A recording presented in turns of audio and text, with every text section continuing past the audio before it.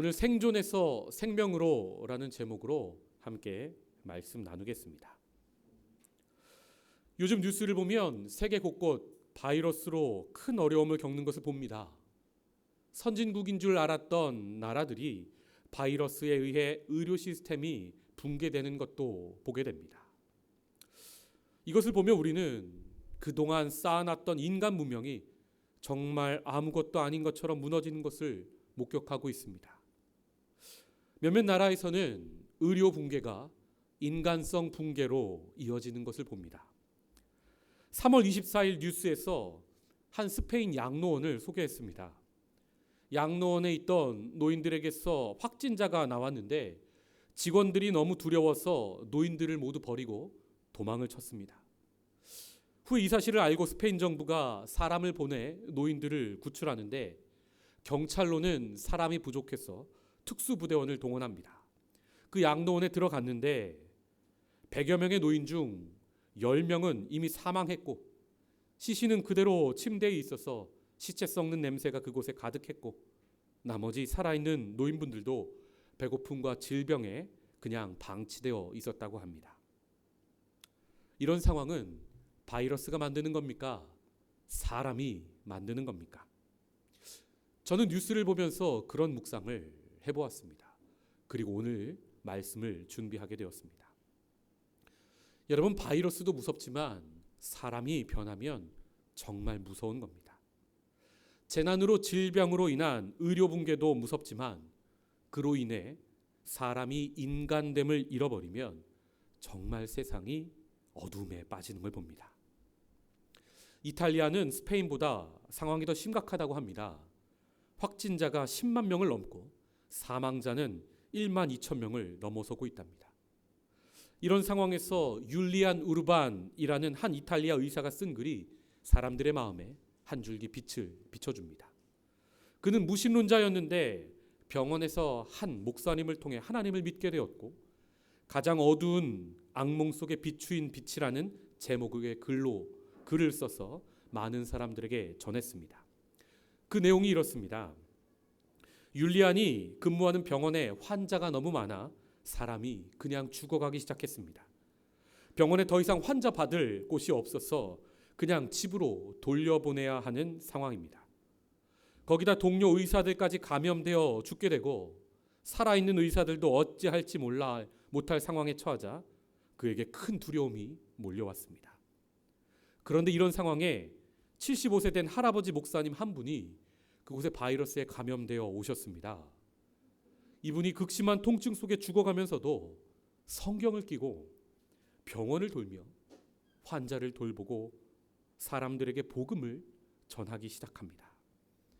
이분의 이런 모습에 패닉 상태에 빠졌던 그곳 병원의 사람들이 감동을 받고 예수를 영접하게 되었습니다. 그리고 철저한 무신론자였던 율리안도 복음을 받아들이게 됩니다. 절대 죽음이 병원을 뒤덮는 상황 속에 그는 생명의 주관자이신 하나님을 비로소 만났던 겁니다. 그리고 율리안은 의료진들과 함께 잠깐 있는 휴식 시간마다 평안을 달라고 기도하고 환자들을 잘 돌볼 수 있도록 도와달라고 하나님께 기도하기 시작했답니다.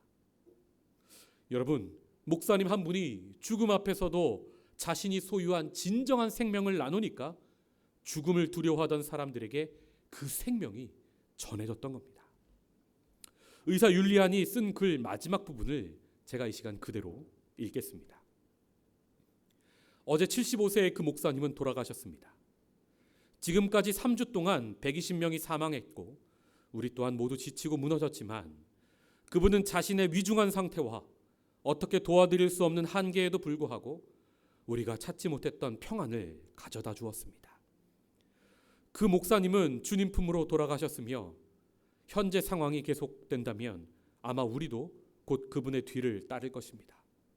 나는 6일째 집에도 들리지 못했고 언제 마지막 식사를 했는지도 모르겠습니다. 나는 지금 이 땅에서 나의 무익함을 깨닫지만 나의 마지막 호흡을 다른 이들을 돕는 데 줄 수 있기 원합니다. 지금 나는 동료의 죽음과 고통의 상황에 쌓여 있지만 지금 나는 하나님께로 돌아온 것에 대한 기쁨이 넘칩니다. 성도 여러분, 이처럼 생존을 위해 사는 인생이 있는가 하면 생명을 위해 사는 인생이 있습니다. 스페인 양로원의 직원들은 생존을 위해 사는 사람들이었지만 이탈리아의 그 할아버지 목사님 한 분은 영원한 생명을 사는 사람이었습니다. 생존을 위해 사는 사람은 어려운 상황 속에서 이기적인 말과 행동으로 지옥을 만듭니다. 생명을 위해 사는 사람은 자신이 죽어가면서도 복음으로 예수의 향기를 뿜어 그 어려운 상황을 천국으로 화하게 합니다. 우리도 어려운 시기일수록 생존을 위해 살기보다 생명을 위해 사는 그런 사람 되기 원합니다. 사망이 왕노릇하는 이런 상황 속에서도 복음을 통해 우리가 생명을 살리는 일을 하길 바랍니다. 복음을 다른 말로 하면 생명입니다. 하나님께서 예수 그리스도의 삶과 죽음과 부활을 통해 우리가 잃어버렸던 그 생명, 영원한 생명을 다시 주신 것이 복음의 핵심입니다. 그리고 그 사실을 우리에게 전해준 사람이 바로 바울이지요. 바울은 생존하는 인생을 넘어서서 예수를 믿고 생명을 다시 얻는 법, 그래서 인생을 정말 가치 있게 사는 법을 우리에게 전했던 사람입니다. 그래서 바울이 없었으면 현재의 기독교도 없었을 것이다 라고 말하는 학자들이 있을 정도입니다. 그런데 여러분 그거 아십니까? 바울이 사실 홀로 복음을 전한 게 아닙니다. 바울 주변에는 늘 동역자들이 있었고 또 가장 처음 바울을 선교사로 파송했던 사람들이 있습니다. 그 사람들이 바로 오늘 본문에 나오는 안디옥 교회 성도들이지요.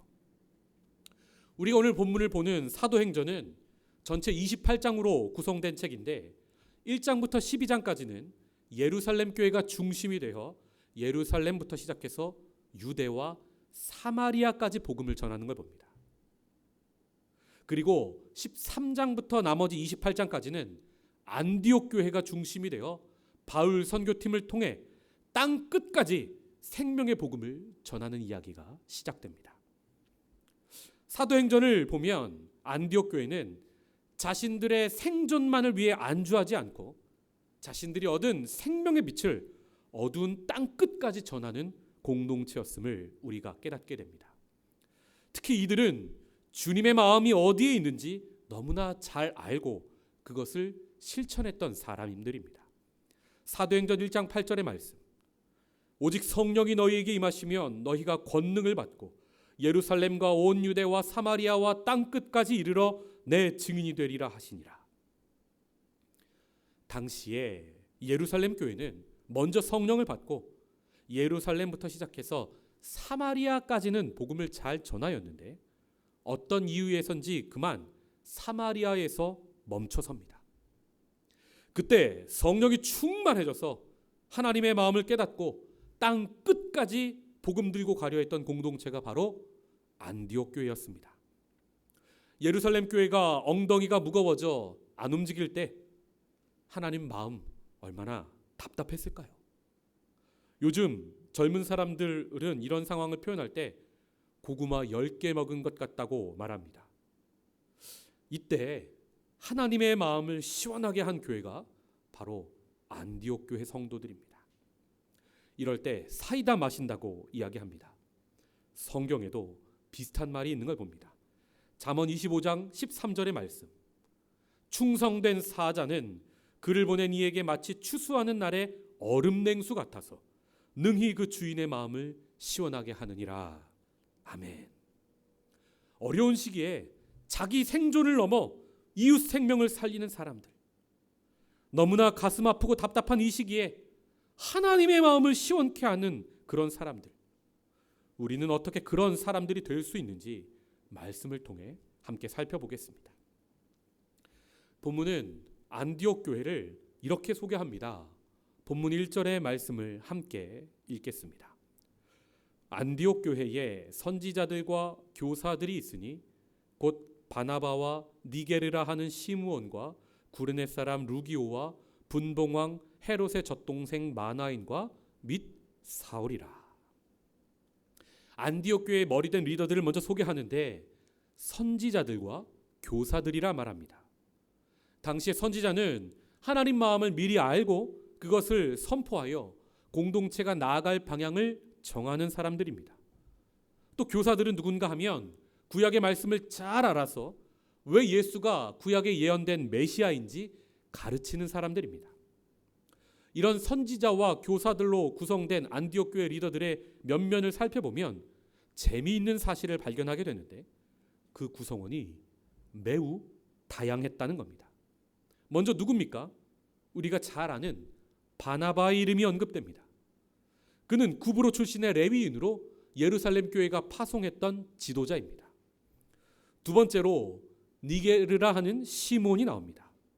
니게르라는 말은 니그로, 검다라는 뜻이죠. 즉 흑인 시므온이란 말입니다. 세 번째로 구레네 사람 루기오입니다.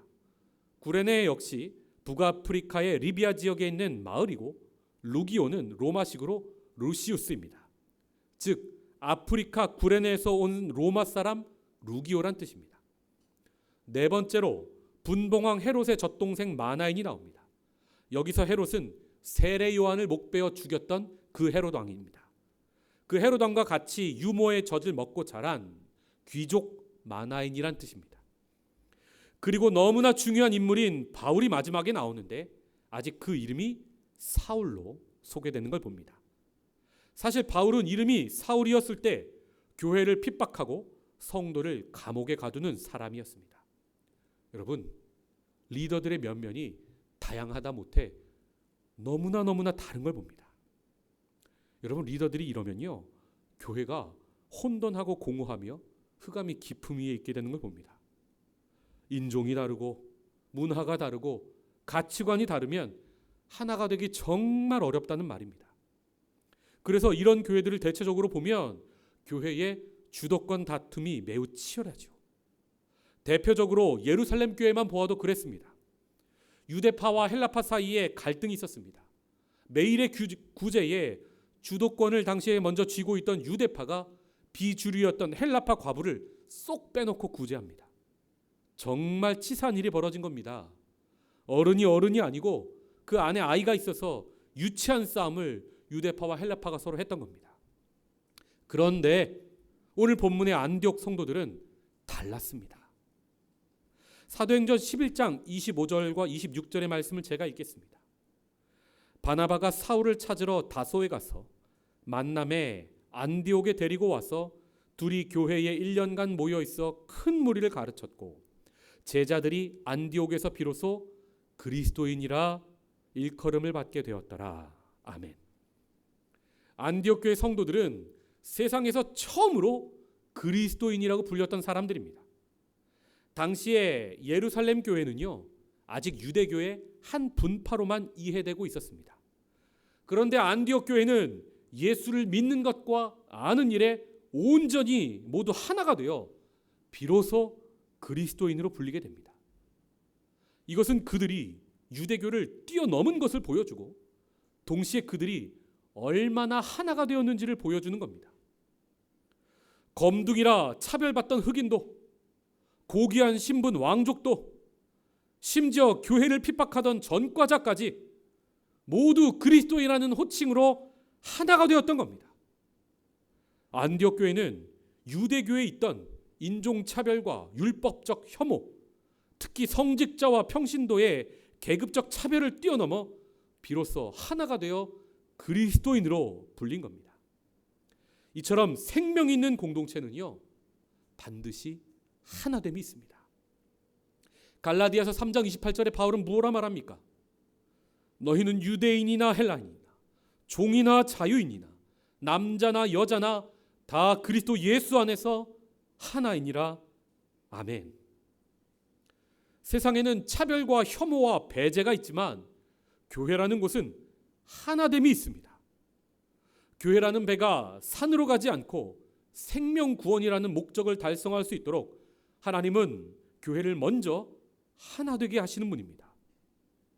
당시 안디옥 교회는 피부색을 넘고 신분을 넘고 지역색을 넘고 정치색을 넘어 하나 되었습니다.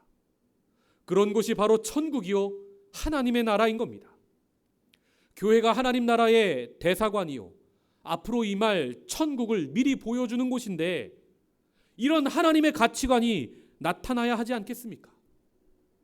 이런 공동체가 바로 생존하는 공동체가 아니라 그것을 넘어서 생명이 있는 공동체인 겁니다. 한국교회도 주님을 향한 첫사랑이 뜨겁던 시절이 있었습니다.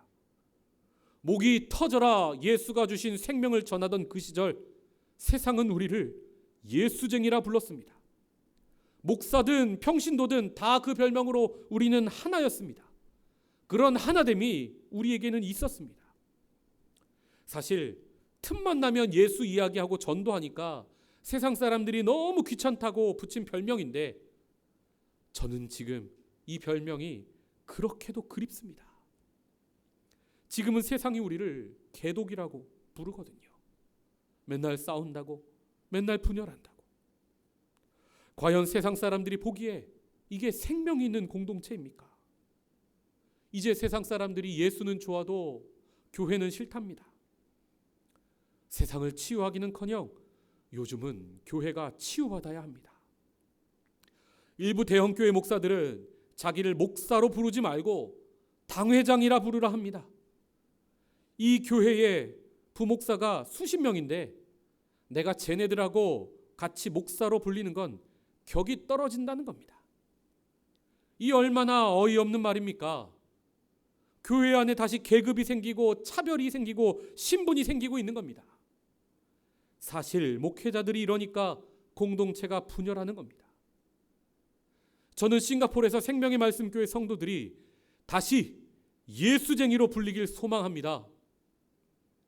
입만 열면 예수가 나오는 우리, 어떤 차별도 어떤 혐오도 예수의 이름으로 뛰어넘는 우리, 안디옥 교회처럼 그리스도인이라는 별명으로 우리가 다시 불리게 될 때 우리는 생명을 살리는 공동체로 쓰임받을 수 있게 될 줄 믿습니다. 본문을 계속 보면 주의 이름으로 하나 된 안디옥 교회는 이제 무엇을 합니까? 2절의 말씀입니다. 주를 섬겨 금식할 때에 성령이 이르시되 내가 불러 시키는 일을 위하여 바나바와 사울을 따로 세우라 하시니. 주를 섬긴다는 것은 예배한다는 관용적 표현입니다. 그들이 단순히 친목 모임으로 하나 되었던 게 아니라 얼마나 하나님 사랑하는 마음으로 하나 되었는지를 알 수 있는 문장입니다. 거기에 더해 그들이 금식을 시작합니다. 여러분, 성도가 언제 금식합니까? 내 뜻을 꺾고 하나님 뜻에 온전히 순종하기 위해 금식합니다. 안디옥 교회의 예배와 금식은 쇼가 아니었습니다. 그들의 예배와 금식은 하나님의 뜻이 하늘에서와 같이 이 땅에서도 이루어지도록 자신들의 삶을 온전히 내어드리는 것이었음을 알 수 있는 겁니다. 이런 상황에 하나님께서 어떻게 침묵하시겠습니까? 여러분이 하나님이라면 침묵하실 수 있겠습니까? 하나님께서 성령을 통해 말씀하시는데 그 내용이 내가 불러 시키는 일을 위해 바나바와 사울을 따로 세우라는 겁니다. 예배도 하고 금식하고 거기까진 좋았는데, 그래서 알게 된 하나님의 뜻이 순종하기가 참 어렵습니다. 교회에서 가장 중요했던 두 사람, 바나바와 사울을 따로 세우라는 겁니다. 먼저 바나바는 안디옥 교회의 리더들 중 가장 머리된 사람입니다. 1절에 리더를 소개할 때 바나바를 가장 처음에 언급한 건 우연이 아니라 질서를 이야기한 겁니다. 지금으로 치면 바나바는 교회의 담임 목사였습니다. 또 사울은 누구입니까? 이 사람이 바울이죠. 리더들 중 가장 마지막에 언급되었지만 그것은 가장 나중에 리더로 합류하였기 때문이고, 사실 그는 교회에서 성경을 가장 잘 가르치는 사람이었습니다. 바울 때문에 안디옥 교회가 유대교와 우리가 무엇이 다른지, 예수가 왜 메시아인지 그들이 비로소 깨달을 수 있었던 겁니다.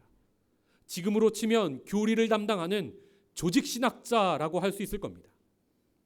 그런데 성령께서 말씀하시길 다른 사람도 아니고 교회의 가장 중요한 이 두 사람을 따로 세우라는 겁니다. 본문에 따로 세우라는 헬라어가 아포리조인데 뜻이 분리하다입니다. 여러분, 우리는 보통 성령을 하나 되게 하는 영으로 이해하는데 맞는 말입니다.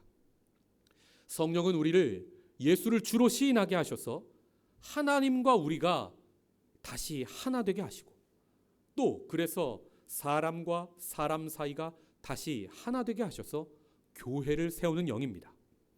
그래서 바울도 에베소서에서 성령이 하나 되게 하신 것을 힘써 지키라 말씀하죠.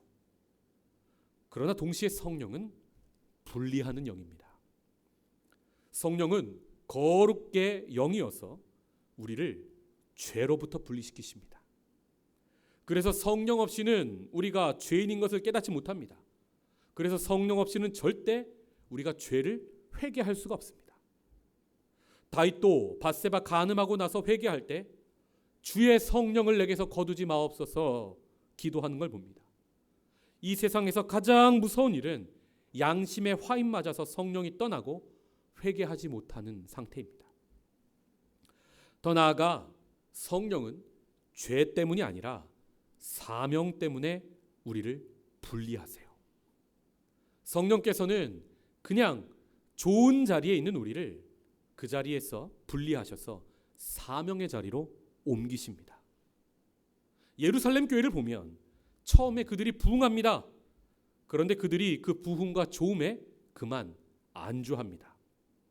복음이 예루살렘만에 머물면 안 되고 유대와 사마리아와 땅끝까지 가서 생명을 살려야 하는데 그 사명을 잠시 잊어요. 그래서 사도행전 7장을 보면 스데반 집사가 복음 전하다 돌에 맞아 순교하죠. 이 일로 큰 박해가 예루살렘 교회에 있었습니다.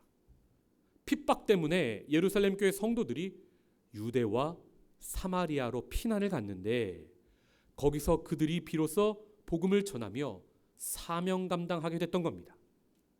이처럼 성령은 악도 사용하시고 핍박도 사용하셔서 그들을 안주의 자리로부터 분리하시는 걸 봅니다. 그때 비로소 그들이 예루살렘을 넘어서 다른 지역에도 복음을 전하게 되었던 겁니다.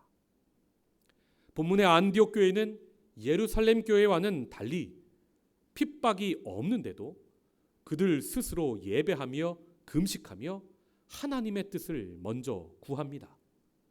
그래서 매우 자연스럽게 성령이 역사하시죠. 이처럼 성령은 안디옥에서 바나바와 바울을 분리하셔서 땅끝으로 옮기십니다. 지구상의 모든 사람들이 복음으로 생명을 얻도록 역사하시는 겁니다. 성령은 살리는 영이시거든요. 성령의 이런 분리하는 사역은 우리에게도 시사하는 바가 매우 큽니다. 여기서 잠깐 교회론을 이야기해야 할 것 같습니다. 예전에는요, 교회를 방주로만 이해했습니다.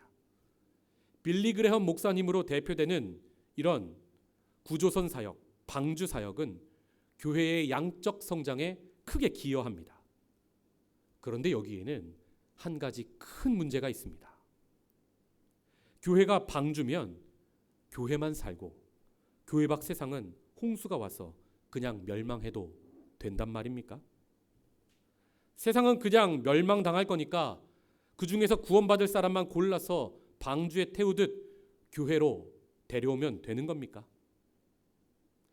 빌리 그레엄 목사님이 나이 들어서 쓰신 책이 있는데 책 제목이 I was wrong. 내가 틀렸다는 겁니다. 로마서 12장 5절 말씀을 함께 살펴보겠습니다. 제가 읽겠습니다. 이와 같이 우리 많은 사람이 그리스도 안에서 한 몸이 되어 서로 지체가 되었느니라. 아멘. 교회가 예전엔 방주였죠. 그러나 이제 교회는 예수 그리스도의 몸입니다. 이미 2000년 전에 바울은 이것을 깨닫고 말씀으로 선포했습니다. 주님의 몸은 단 하나밖에 없었죠. 그러니까 지구상의 모든 교회도 공교회요, 하나의 교회입니다. 우리는 그 하나의 몸의 각 지체입니다. 그것을 깨닫고 안디옥 교회가 모든 차별을 뛰어넘어 하나가 되었던 겁니다. 그런데 주님은 그 하나의 몸으로 무엇을 하셨습니까? 마태복음 26장 26절의 말씀. 그들이 먹을 때에 예수께서 떡을 가지사 축복하시고 떼어 제자들에게 주시며 이르시되 받아서 먹으라. 이것은 내 몸이니라. 주님은 온 세상을 살리기 위해 자신의 몸을 친히 찢으셔서 떼어서 나누어 주셨습니다. 교회가 이런 주님의 몸이라면 세상을 살리기 위해 자신을 떼어서 아낌없이 세상에 주어야 하는 것입니다. 예수님이 교회를 내 몸이다 말씀하신 것은 너희만 구원받고 여기가 좋사오니 하며 그곳에 머무르라는 것이 아니라 교회를 통해 예수의 몸을 통해 세상이 생명을 얻기를 원하셨던 것입니다. 본문의 안디옥 교회는 예루살렘 교회와는 달리 이것을 깨닫고 순종했던 겁니다. 3절의 말씀입니다. 이에 금식하며 기도하고 두 사람에게 안수하여 보내니라. 이처럼 생명이 있는 공동체는 하나됨에만 안주하지 않습니다. 자기를 나누어서 분리해서 떼어서 줍니다. 사실 이들은 이렇게 사람을 파송하기 전에 이미 어려운 곳에 자신들의 물질을 떼어서 나누는 공동체였습니다. 사도행전 11장 27절부터 28절의 말씀을 제가 읽겠습니다. 그때의 선지자들이 예루살렘에서 안디옥에 이르니 그 중에 아가보라 하는 한 사람이 일어나 성령으로 말하되 천하에 큰 흉년이 들리라 하더니 글라우디오 때에 그렇게 되니라. 아가보라 하는 선지자가 안디옥 교회에 와서 성령 충만하여 큰 흉년을 예언합니다. 이에 안디옥 교회 성도들은 어떻게 반응합니까? 29절 말씀. 제자들이 각각 그 힘대로 유대에 사는 형제들에게 부조를 보내기로 작정하고 이를 실행하여 바나바와 사울의 손으로 장로들에게 보내니라. 아멘. 말씀은 그냥 큰 흉년이 들리라입니다. 그런데 그들은 말씀에 사랑으로 반응합니다. 흉년이 들면 자신들도 힘든데 더 힘들어 보이는 유대 성도들을 자신들의 형제로 여기고 자신들의 물질을 떼어서 보내는 겁니다. 이들의 이런 자기를 떼어 나누어 주는 사랑, 생명을 가진 공동체는 달라도 많이 다른 것 같습니다. 이처럼 자기의 몸과 자기의 물질을 아낌없이 떼어주는 분리하는 역사에는 다른 곳의 생명도 사랑하시는 하나님의 마음이 담겨 있는 겁니다. 지난주 우리 교회 선교부를 통해 인도네시아 팔렘방 유성경 선교사님의 소식이 들려왔습니다. 인도네시아의 코로나19 바이러스 확진자가 1000명을 넘어서고 사망자가 100명을 넘는다고 합니다. 팔렘방 지역에도 확진자가 나왔는데 의료 시스템이 매우 열악해 걱정이 많다고 합니다. 또 선교사님 집에 도둑이 들었는데 두 번째로 들었고 비상금과 노트북까지 모두 훔쳐갔다고 합니다. 이 소식을 듣고 원래 2월에 선교를 가려다 바이러스로 가지 못한 선교팀 6명이 마음을 모았습니다. 선교 회비로 모은 돈을 그곳에 보내기로 한 겁니다. 거기에 더해 운영위원회가 우리 교회 선교부 예산으로 그곳을 적극 돕자고 이야기가 나왔습니다. 선교부와 운영위원회가 그곳을 도우라는 성령의 음성을 들은 겁니다. 제가 이런 결정 과정을 보며 저를 생명의 말씀 교회에 보내신 하나님께 진심으로 감사했습니다. 우리 교회는 어려운 시기에 자기 생존을 위해 사는 교회가 아니라 생명을 살리기 위해 사는 교회구나. 그런 마음을 주셨거든요. 사실 알게 모르게 크고 작은 교회들이 지금 어려운 상황 속에서 지역사회의 어려운 이웃과 또 미자립 교회들을 돕고 있다는 소식을 제가 듣고 있습니다. 우리 그리스도인들이 이렇게 다시 생명을 살리는 일에 하나가 되고 자신의 몸을 나누어 주신 예수님처럼 우리도 나누는 일을 실천하고 있다는 것이 얼마나 감사합니까? 우리는 이렇게 주님의 몸이요 또 빛과 소금인 줄 믿습니다. 예수님께서 우리를 세상의 빛과 소금이라 말씀하셨을 때 그 말씀은 한 가지 상황을 전제하고 있습니다. 바로 세상이 어두운 것과 세상이 썩는 상황입니다. 역설적이지만 세상이 어두울 때야 비로소 등불이 필요한 겁니다. 세상이 썩을 때야 비로소 소금은 필요한 겁니다. 마찬가지로 세상이 어렵고 힘들 때 우리 그리스도인이 세상에 더욱 필요하다 이 말입니다. 에스더와 모르드게는 이것을 깨달은 사람들이었죠. 에스더서 4장 14절의 말씀을 함께 읽겠습니다. 시작. 이때에 내가 만일 잠잠하여 말이 없으면 유다인은 다른 데로 말미암아 노임과 구원을 얻으려니와 너와 네 아버지 집은 멸망하리라. 내가 왕 후의 자리를 얻은 것이 이때를 위함이 아닌지 누가 알겠느냐 하니 아멘. 어려울 때 하나님께서 세우신 영적 리더들은 자신만을 위하여 살지 않았습니다.